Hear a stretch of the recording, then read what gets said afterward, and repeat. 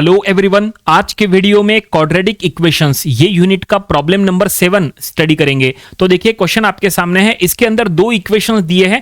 Question में क्या लिखा है वो हम पहले पढ़ेंगे। क्वेश्चन में लिखा है find the roots of the quadratic equations by factorisation. तो आप यहां देख सकते हैं दो जो इक्वेशंस है दोनों के रूट्स हमें फाइंड आउट करना है, और ये फाइंड आउट करने के लिए हमें जो मेथड का यूज करना है वो मेथड यहां लिखा है बाय फैक्टराइजेशन। देखो रूट्स फाइंड आउट करने के लिए आप फैक्टराइजेशन का मेथड का भी यूज कर सकते हैं और क्वाड्रेटिक फार्मूले से भी निकाल सकते हैं, लेकिन एग्जाम में क्वेश्चन जब आप ऐसे अटेम्प्ट करोगे तो एग्जाम में क्वेश्चन में ये जरूर पहले पढ़ के चेक कर लेना कि वहां कोई मेथड का नाम दिया है क्या। अगर क्वेश्चन में लिखा है कि find the roots by factorisation तो आपको फैक्टराइजेशन से ही सॉल्व करना पड़ेगा, तो ही आपको फुल मार्क्स मिलेंगे। आप वहां पे क्वाड्रेटिक फार्मूला यूज कर नहीं सकते। अगर मेथड का नाम नहीं दिया है तो फिर चॉइस आपकी है, आप क्वाड्रेटिक फार्मूले से भी सॉल्व कर सकते हैं, फैक्टराइजेशन से भी सॉल्व कर सकते हैं, आंसर सेम आता है। ठीक है, वैसे फैक्टराइजेशन मेथड हर जगह यूज नहीं होता।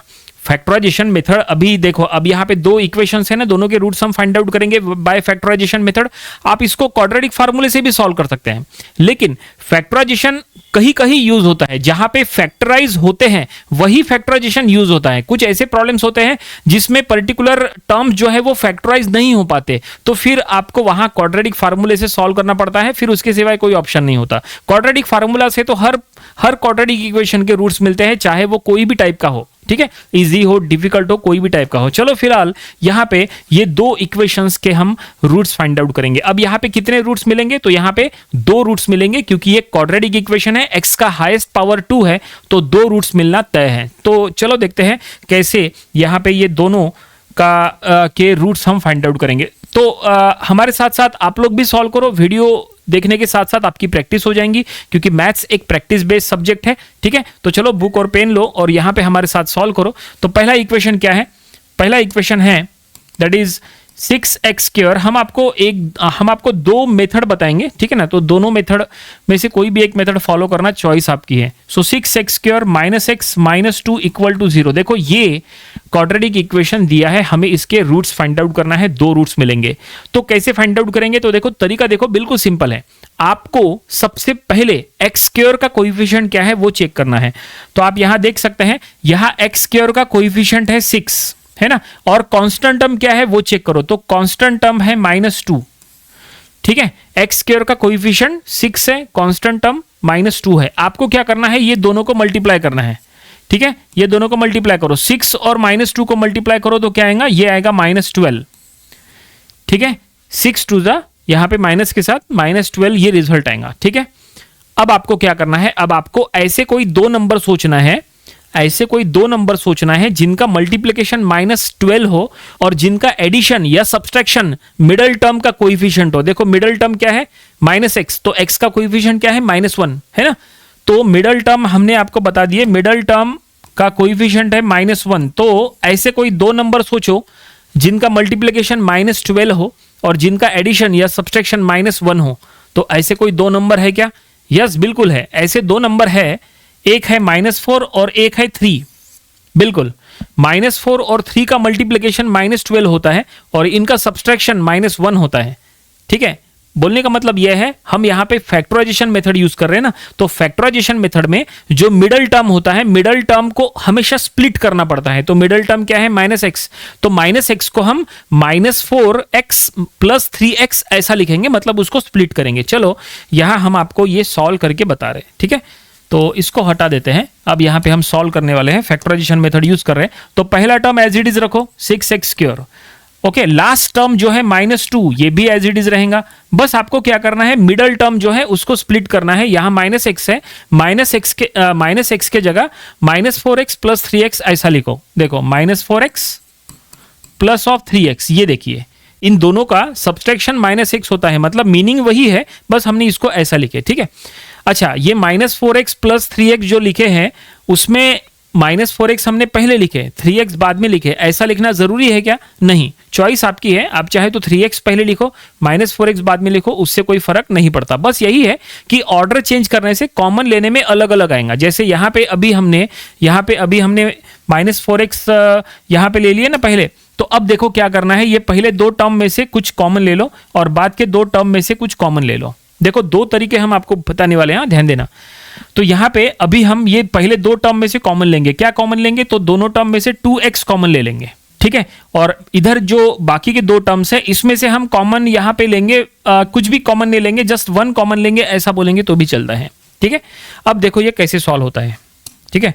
तो देखना हम ऑर्डर चेंज करके आपको बताएंगे, कॉमन लेने में भी थोड़ा सा डिफरेंस आएगा उधर, हाँ ध्यान देना। तो अभी देखो हम कॉमन ले रहे हैं, ये दोनों में से 2x कॉमन ले लो, तो यहां पे आएगा 3x और यहां पे आएगा -2, ठीक है। आप चाहे तो क्रॉस चेक कर लो कि सही है कि नहीं। क्रॉस चेक कैसे करना? कुछ नहीं, ये 2x से यहां मल्टीप्लाई करो ब्रैकेट के अंदर, 2x से मल्टीप्लाई करेंगे तो 6x क्यों आएगा, 2x से यहां मल्टीप्लाई करेंगे तो -4x आएगा, यानी सही है। और ये दोनों में से कॉमन लेना है 1, मतलब अगर आप 1 सिर्फ कॉमन लेंगे, यहां पे 1 रखेंगे तो ये 3x - 2 एज इट इज रहेगा, 3x - 2 as it is equal to 0, ठीक है। अब देखो ये पहले टर्म में ये ब्रैकेट और दूसरे टर्म में ये ब्रैकेट, ये दोनों ब्रैकेट कॉमन ले सकते हैं। तो 3x - 2 कॉमन ले लो, तो यहां बचा है 2x और यहां बचा है +1 इक्वल टू 0। देखो हमने कॉमन ले लिए, 3x - 2 ब्रैकेट कॉमन ले लिए, ठीक है। अब यहां पे दो ब्रैकेट्स बनी, अब यहां पे पहला ब्रैकेट इज इक्वल टू 0 लिख लो, पहला bracket is equal to 0 and दूसरा ब्रैकेट के टर्म्स इज इक्वल टू 0। अब यहां पे x का वैल्यू निकालो, तो ये हो जाएगा 3x इज इक्वल टू 2, ठीक है। और यहां पे हो जाएगा 2x इज इक्वल टू -1, तो यहां पे हो जाएगा x का वैल्यू 2/3 और यहां पे हो जाएगा x का वैल्यू -1/2। तो फाइनली हमने रूट्स फाइंड आउट कर लिए। जैसा हमने आपको कहा था कि क्वाड्रेटिक इक्वेशन है तो दो रूट्स मिलना तय है, तो दो रूट्स हमने फाइंड आउट कर लिए हैं। पहला रूट है 2/3 एंड दूसरा रूट है -1/2। They are the roots of this quadratic equation, ठीक है। ये हो गया पहला मेथड। चलो अब इसी को दूसरे मेथड से आपको बताते हैं। तो देखो दूसरे मेथड में भी सॉल्यूशन सेम निकलेगा, मतलब रूट सेम निकलेंगे, लेकिन ऑर्डर हम चेंज करेंगे। तो देखो यहां पे कॉमन लेने में क्या फर्क पड़ता है, तो देखो हम आपको और करके यहां सॉल्व करके बता रहे हैं। और हम क्या करेंगे, यही जो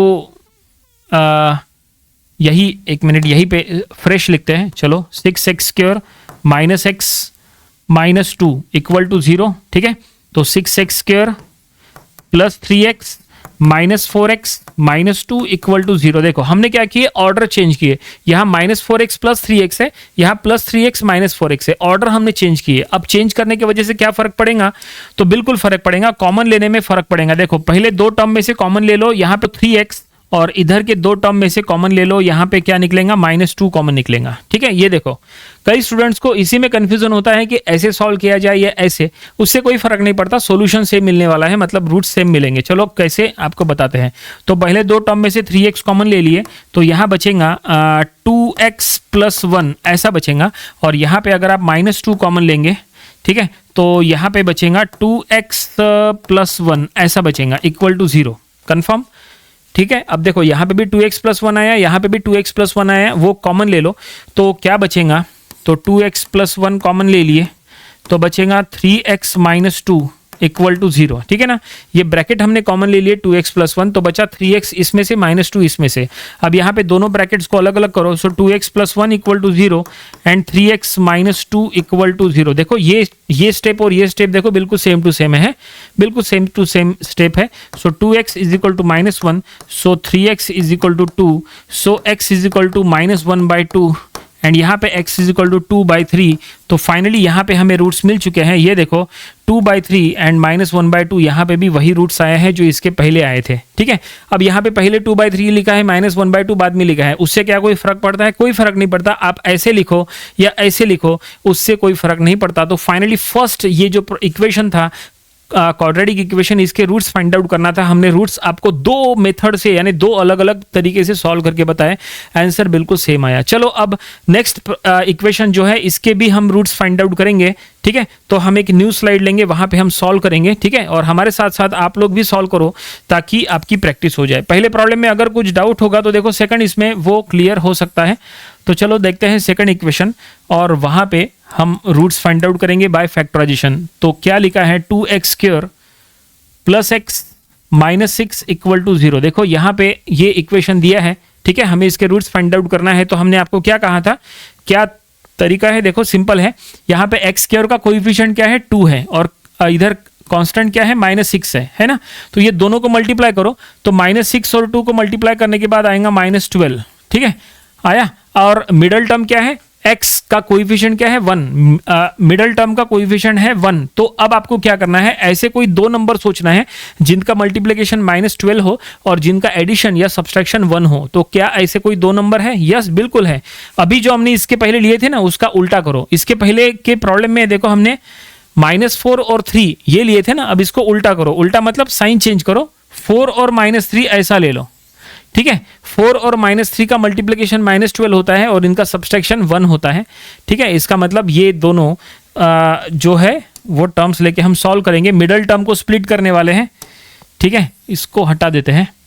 तो यहाँ पे भी हम दो मेथड से बताएंगे। देखो 2x² प्लस x को हम +4x - 3x - 6 ऐसा लिखेंगे, ठीक है। ओके, यहाँ पे देखो 4 और -3 ऐसे टर्म थे, तो देखो 4x और -3x। यहाँ पे अगले इसमें हम क्या करेंगे, ऑर्डर चेंज करके बताएंगे आपको। अभी फिलहाल ये ठीक है। अब यहाँ पे कॉमन ले लो, पहले दो टर्म में से कॉमन ले लो 2x और बाद के दो टर्म में से कॉमन ले लो -3 ऐसे कॉमन ले लो, ठीक है। तो यहाँ पे क्या हो सकता है, देखो कॉमन करने के बाद यहाँ पे 2x कॉमन ले लिए तो यहाँ बचेगा x + 2 और यहाँ पे -3 कॉमन ले लिए तो बचेगा x + 2 = 0, ठीक है। अब ये ब्रैकेट कॉमन ले लो, x + 2 कॉमन लिए तो बचेगा 2x - 3 = 0। तो ये हो गया x + 2 = 0 एंड 2x - 3 = 0। तो ये हो गया x = -2 और ये हो गया 2x = 3। सो x = 3/2। तो फाइनली यहाँ पे हमने रूट्स फाइंड आउट कर लिए। पहला रूट मिला -2 एंड सेकंड रूट मिला है 3/2 और इस तरह से ये इक्वेशन के हमने रूट्स फाइंड आउट कर लिए। ओके, अब देखो हम इसका ऑर्डर चेंज करेंगे। ऑर्डर चेंज करने से देखो क्या चेंजेस यहाँ पे होते हैं, इसकी भी प्रैक्टिस करना चाहिए क्योंकि एग्जाम में आपको कंफ्यूजन नहीं होना चाहिए। इसलिए जितनी ज़्यादा प्रॉब्लम्स की आप प्रैक्टिस करोगे उतना आपके लिए बेटर रहता है। तो ये देखिए इक्वेशन ये था, हमने अब ऑर्डर यहाँ पे मिडल टर्म को जो हमने स्प्लिट किए थे उसका ऑर्डर चेंज करने वाले हैं। यहाँ +4x - 3x है तो यहाँ -3x + 4x करते हैं। क्या इसके वजह से फ़र्क पड़ेगा? कुछ नहीं, बस कॉमन करने में फ़र्क पड़ेगा, सॉल्यूशन तो वही आएगा। पहले दो टर्म में से कॉमन ले लो x और बाद के दो टर्म में से कॉमन ले लो यहाँ पे 2, ठीक है। 2 हो जाएगा ना? यस बिल्कुल, ठीक है। तो देखते हैं कॉमन करने के बाद क्या होता है। तो पहले दो टर्म में से x कॉमन लिए तो यहाँ बचेगा, क्या बचेगा 2x - 3 ऐसा बचेगा और इधर +2 कॉमन ले लिए तो बचेगा 2x - 3 = 0, ठीक है। देखो कॉमन लेते समय आपको ऐसे नंबर कॉमन लेना है जिससे दो सेम ब्रैकेट मिले। देखो इसके पहले के भी इक्वेशन में आप देख सकते थे, जिसके पहले जो प्रॉब्लम सॉल्व किए, ये देखो x + 2 x + 2 सेम ब्रैकेट मिले ना। यहाँ पे भी देखो सेम ब्रैकेट मिले। इसके पहले के प्रॉब्लम में हम आपको चेक करके बता रहे, ये देखो 3x - 2 3x - 2 है, बिल्कुल सेम ब्रैकेट है, यहाँ पे भी है ना। तो ये सब जरूरी है, अगर ऐसा कुछ आता है तो समझ लो आपको रूट्स मिलने वाले हैं। चलो हमने कॉमन ले लिए। अब देखो इसके बाद यहाँ पे ये ब्रैकेट कॉमन है, 2x - 3 ब्रैकेट कॉमन है। तो अगर आप 2x - 3 ब्रैकेट कॉमन ले लेंगे तो बचेगा x + 2 = 0। अब ये दोनों ब्रैकेट्स को अलग अलग करो तो 2x - 3 = 0 एंड x + 2 = 0। तो ये हो जाएगा 2x = 3 और x = 3/2, ठीक है। और यहाँ मिलेगा x = -2। तो देखो फाइनली यहाँ पे हमने रूट्स निकाल के बता दिए आपको। ये दूसरा मेथड आपके सामने है और बिल्कुल सेम रूट्स आए हैं, ठीक है ना। -2 एंड 3/2 यहाँ पे भी आप देख सकते हैं, -2 एंड 3/2 रूट्स आए हैं। और इस तरह से आज के वीडियो में जो दो इक्वेशन दिए थे जिसके हमें रूट्स फाइंड आउट करना था बाय फैक्टराइजेशन मेथड, ये दोनों के हमने रूट्स फाइंड आउट करके बता दिए हैं। पहला प्रॉब्लम जो था, ये देखिए ये पहला प्रॉब्लम था जिसके हमने रूट्स फाइंड आउट किए, दो मेथड से सॉल्व करके बताए, ठीक है ना। आई होप ये आपको समझ में आया होगा। और ये दूसरा इक्वेशन देखो, ये दूसरे इक्वेशन के भी हमने दो मेथड से आपको रूट्स निकाल के बता दिए, ठीक है। तो ऐसे प्रॉब्लम की आपको प्रैक्टिस करना चाहिए। जब तक आप प्रैक्टिस नहीं करोगे आपको ये ईजी नहीं लगेगा, ठीक है। प्रैक्टिस करने के बाद ये काफ़ी आसान लगेगा। वेराइटी ऑफ प्रॉब्लम्स आपको सॉल्व करना पड़ेगा। तो ये था क्वाड्रेटिक इक्वेशन, ये यूनिट का प्रॉब्लम नंबर 7। इसके पहले के 6 प्रॉब्लम्स वो भी आपको स्टडी कर लेना चाहिए और इसके आने वाले दिनों में हम इसके और भी नंबर ऑफ प्रॉब्लम स्टडी करेंगे ताकि इसकी और अच्छे से प्रैक्टिस हो जाए। तो मिलते हैं नेक्स्ट वीडियो में। Thanks for watching this video.